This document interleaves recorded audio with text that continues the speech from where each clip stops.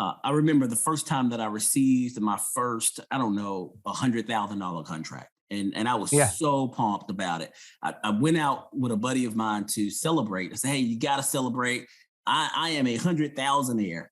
And we go and we eat, and that's a lot of money. It is a lot of money. And Yeah. I sat down and I said, "Man, we got to celebrate." So we go to a diner and I raised my glass to toast. I said, "Man, here's to the good life." And he refused to toast me. And I said, "What are you What? doing, man?" And he said, "Listen, what would you Buzzkill. say? What would you say if I were to tell you that there was a guy who Uh, was going to radically transform the aerospace industry, the automobile industry, the battery mhm. industry?" And he was talking about all these things this guy was doing. And I said, "I tell you, you are out of your mind. It can't be one guy."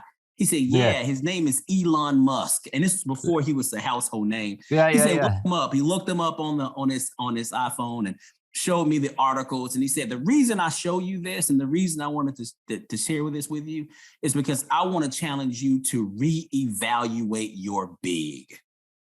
And I've committed my life to helping leaders now reevaluate what they believe is big to them.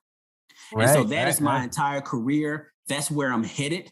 And that's one of the reasons I wrote the book Sabotage, is because it's not that you understand or realize what you want to achieve that's big, Mhm. but it's you gaining the eyes needed to see the obstacles in your way that stop you from achieving personal, professional, and business growth. One of the reasons why when I was 18, well, there was a lot of reasons why, but I moved from coal country, Pennsylvania to Tijuana, Mexico, was because where I was living in coal country, it was more closed-minded culture.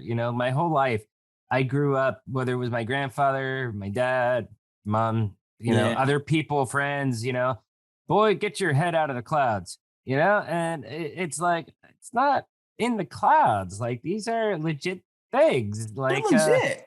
like, because I've always been business orientated or travel orientated, and everybody's just, he's crazy, and that's Wow. demoralizing for Yeah. There that. was a Go guy. There ahead. was a guy by the name of Dr. Wes Williams. At the time, he was the vice president of student affairs at Auburn while I Hmm. was a student. He invited me on my first ride on a private jet, and we were literally in the clouds. And he Yeah, stopped me and said, "Brandon, I want you to look out the window. And now I want you to really look at the world that's underneath us." He said, "Brandon, you can have it all."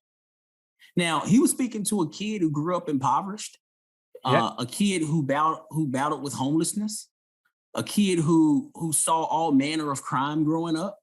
And it yeah. was literally from having my head literally in the clouds that I Yeah. started to believe that more was possible. So I'm glad you Wow, shared that that's story. amazing. Yeah, yeah, yeah. Well, with me, a lot of similarities in my young adult life. Like, I lived from the age of 18 for, I don't know why, 7, 8 years in Tijuana ghetto while I Wow. was a very young adult from a young age. This is right after September 11th, too. I moved down there in November Mhm. 2001.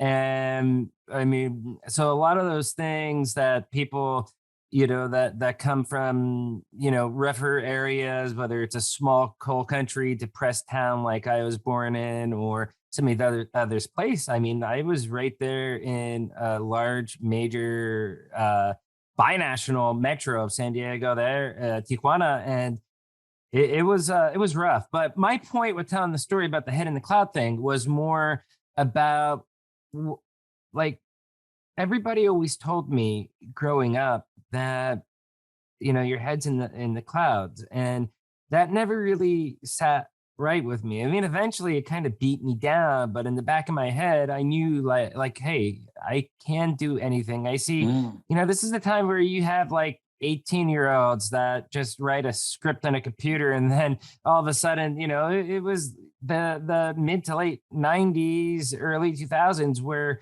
like, people are turning overnight millionaires just because of a website or whatever it may be. And it's like, there is stuff like that I